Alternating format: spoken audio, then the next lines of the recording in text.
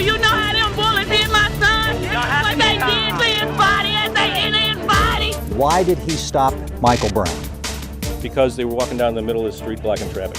That was it. The pain and rage of one grieving family echoed and erupted. We had never seen anything like it. You must leave the area. What kind of weapon is that? But we had seen the roots of that anger. We should be able to drive without being harassed.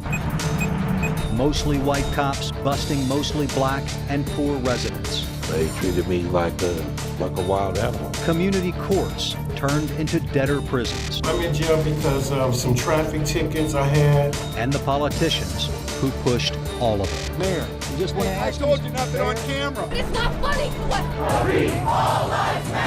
Ferguson exploded over the death of Mike Brown. Who are you? Mike Brown. But Ferguson's deep-rooted problems were only a small part of a widespread system of injustice that has poisoned our community for so long, many of us had learned to accept it. The deadly police shooting of Mike Brown and the reaction to it rocked our community and the nation. But this is not the story of what happened in Ferguson, though Ferguson is part of it. Ferguson did help expose why so many people are angry with law enforcement, and that's what we will examine tonight. This is a commercial-free, hour-long investigation of an injustice system carried out by cops, courts, and greedy politicians.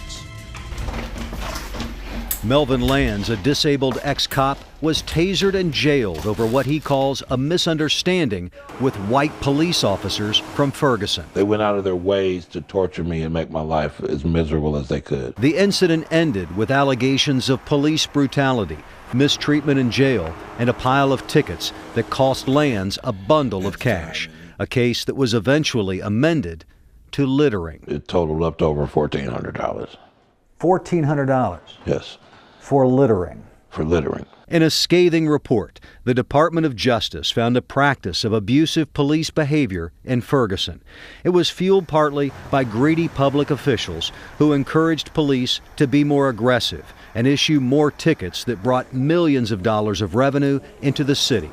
But News 4 Investigates found Ferguson was only a small part of a sweeping system of injustice being carried out throughout much of the St. Louis area.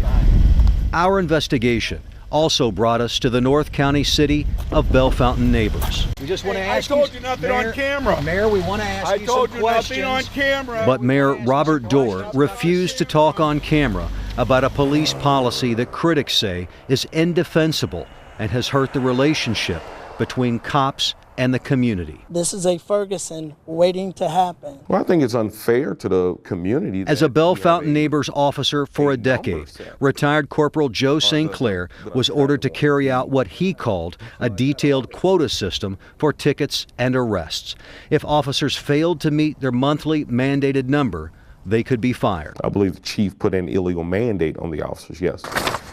St. Clair gave us copies of a spreadsheet used by the Bellefontaine Neighbors Police Department. It identifies 7 different activities that officers are required to do. Those include writing ordinance violations, traffic arrests, uniform traffic tickets, parking violations, and traffic warnings. St. Clair had to do 50 of them every month. Did you and other officers feel like your pay was at risk if you didn't write enough tickets? Well, of course. Progressive discipline eventually to suspension, demotion, and even termination. If you didn't write enough tickets? If you didn't write enough tickets. And you believed that that could happen?